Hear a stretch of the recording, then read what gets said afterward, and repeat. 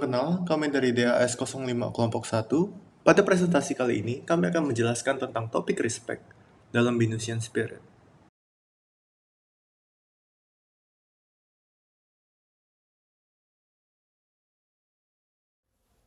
Halo, perkenalkan nama saya Taufik. Saya akan menjelaskan tokoh penting yang membawakan topik tentang respect. Tokoh berikut adalah Mahatma Gandhi. Mahatma Gandhi adalah seorang pemimpin revolusioner India.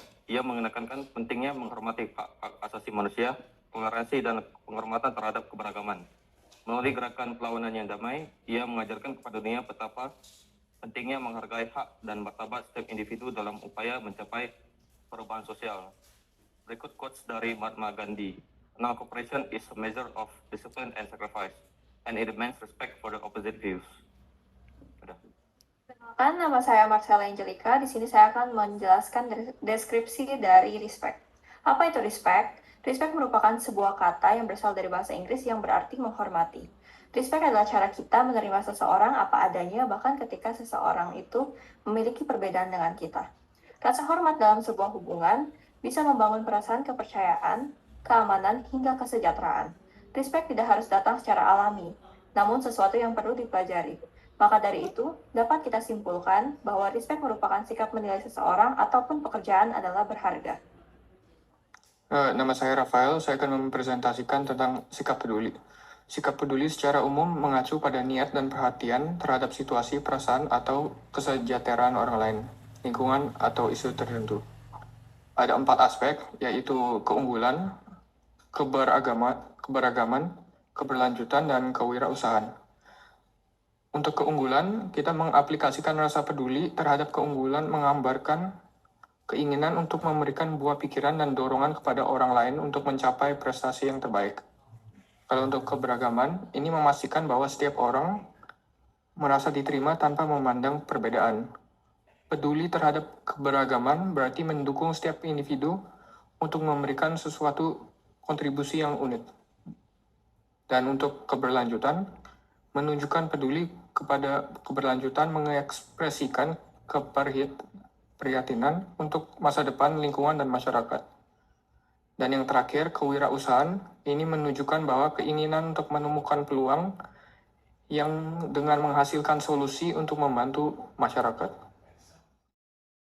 Nama saya Alvin dan saya akan menjelaskan tentang konsep membumi. Membumi berarti sikap rendah hati, keterbukaan terhadap perbedaan dan kesadaran sosial. Rendah hati berarti tidak merendah dan tidak sombong, meskipun memiliki prestasi atau keahlian tertentu. Terbuka terhadap perbedaan mencakup kemampuan untuk menerima dan menghormati perbedaan pandangan orang lain. Kesadaran sosial melibatkan pemahaman tentang realitas sosial serta semangat untuk berkontribusi dalam memecahkan masalah sosial. Aspek membumi mendorong Venusian untuk menjadi individu yang berintegritas, terbuka, dan peduli terhadap lingkungan di sekitar. Halo, nama saya Kim. Nah, rendah hati itu apa sih, teman-teman? Rendah hati itu sikap menyadari keterbatasan, kemampuan, dan ketidakmampuan diri sendiri. Orang yang rendah hati menunjukkan sikap terbuka yang dimana dapat menerima masukan orang lain dan tidak keras kepala. Seperti pada saat semua anggota kelompok diajak untuk bertemu. Kita bersama-sama membahas materi dan memberi masukan. Gimana sih kita membuat presentasi ini? Materi apa sih yang perlu kita ambil? Selanjutnya, menghormati kontribusi orang lain. Jika kita ingin usaha yang telah kita lakukan dihargai oleh orang lain, maka kita harus menghargai usaha orang lain, agar sama-sama saling dihargai. Dan yang terakhir, bersikap sopan dan santun. Hal ini bisa dilakukan ketika kita berjalan, berbicara, dan bertingkah laku, baik dengan sesama teman, dosen, maupun dengan petugas yang ada di sekolah, universitas, dan di mana saja. Sekian dari saya. Halo, saya Rivaldo. Saya akan menjelaskan arti dari menerima perbedaan, contoh menerima perbedaan, dan hal terpenting dari menerima perbedaan. Arti dari menerima perbedaan itu mengacu pada konsep keterbukaan dan toleransi terhadap budaya, agama, etnis, gender, dan aspek lainnya. Gagasan ini penting untuk membangun hubungan yang harmonis dan memupuk rasa perhatian persatuan dalam masyarakat yang menjemuk seperti Indonesia. Contoh menerima perbedaan sendiri ada menghormati, berpikiran terbuka, dan menghindari stereotip dan prasangka buruk. Yang pertama, menghormati orang yang berbeda agama dan kepercayaan. Dan yang kedua, berpikiran terbuka terhadap praktik dan tradisi budaya yang berbeda. Yang ketiga, menghindari stereotip dan prasangka terhadap orang-orang dari berbagai etnis dan ras. Dan hal yang terpenting dari menerima perbedaan itu untuk menjaga keharmonisan sosial dan menjaga konflik dalam masyarakat yang majemuk seperti Indonesia. Dengan menerima perbedaan, kita dapat melihat perspektif yang berbeda dan bekerja sama untuk mencapai tujuan bersama. Ini dapat mengarah pada masyarakat yang lebih damai, inklusif, di mana setiap orang merasa dihargai dan dihormati. Halo, perkenalkan nama saya Vio. Di sini saya akan menjelaskan apa itu menghargai keberadaan orang lain. Sebagai makhluk sosial, kita sebagai manusia tentu perlu memiliki sikap saling menghargai. Sikap saling menghargai keberadaan orang lain adalah sikap menghormati terhadap setiap perbedaan yang ada agar dapat menciptakan kedamaian. Memang menghargai bukanlah hal yang mudah untuk dilakukan. Namun dengan memiliki rasa saling menghargai akan memberikan dampak positif bagi kehidupan di lingkungan sekitar kita. Ada 3 aspek dari menghargai keberadaan orang lain, yaitu yang pertama ialah toleransi.